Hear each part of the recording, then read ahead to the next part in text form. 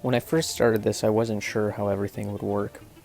I thought things would go wrong, but it turned out everything was just a little less than fine. Here's my adventure on how I played Rainbow Six Siege with the Rock Band drums. As I'm narrating this video, the background footage will be me testing all the failed times I tried to get this to work. There were many failures, but I eventually got it. So let's get deeper into that.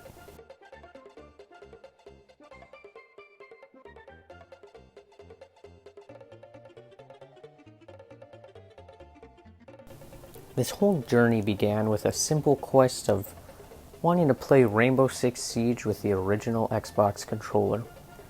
In case you don't know what that is it's kind of like an Xbox 360 controller, but it's brickier, and instead of bumpers it has a white and black button. So after that didn't work, I started looking through other things I could play Siege with that'd be kind of goofy. And the first thing I saw that had the adapter to go into my PC, well, that was Rock Band's drum kit.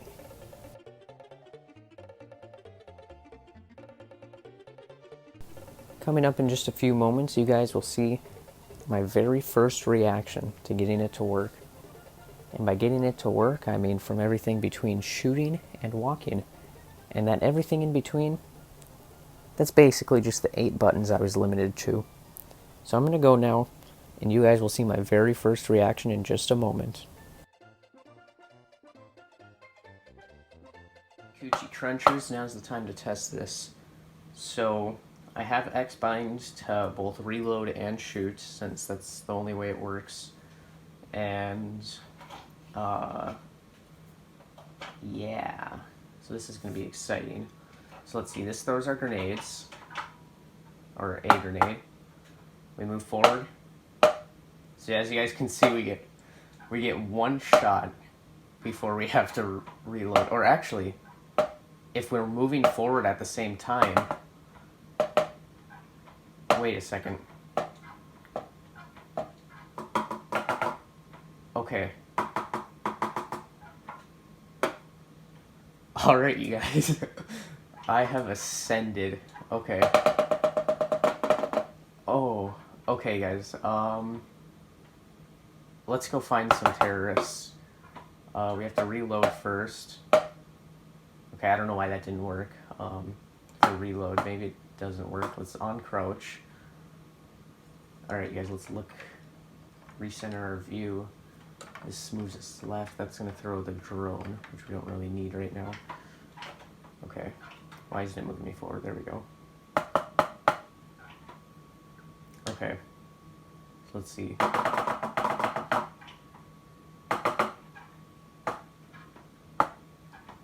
Okay. Let's look. We gotta kind of keep our view looking low in case there's someone crouching. Okay.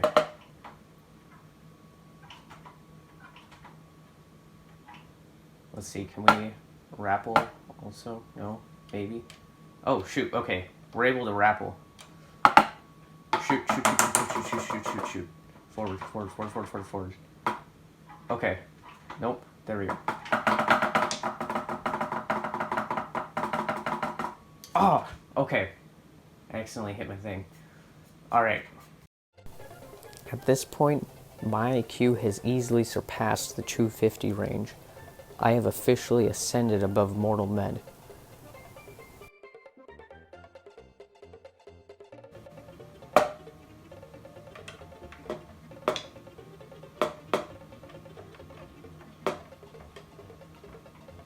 Oh, shoot, shoot, shoot, shoot.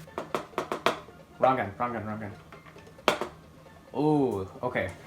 Oh, no, no, no, no, no, no, no. That's a bummer. That's a real slap in the left nut.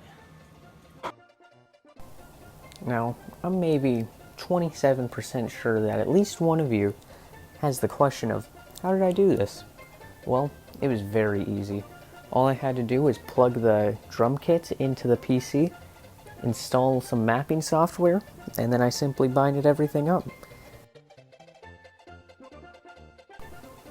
Now after hearing that, you're probably wondering, what exactly did I have everything binded to and what did they do?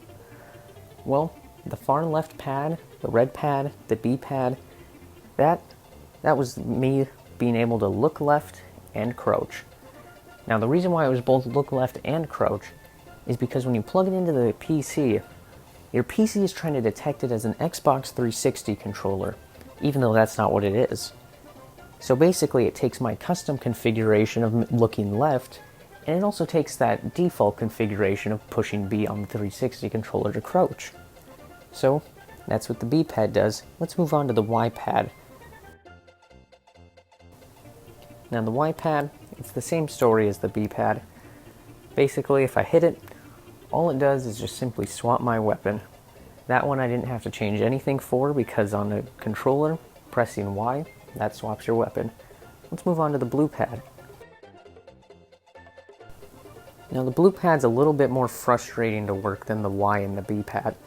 The reason for this is my blue pad shoots, but on an Xbox 360 controller, the blue pad would usually try to reload.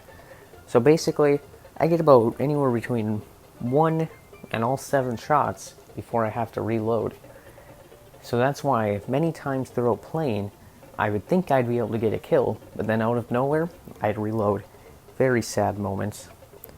After hearing about the red, yellow, and blue pad, all we have left is the green pad.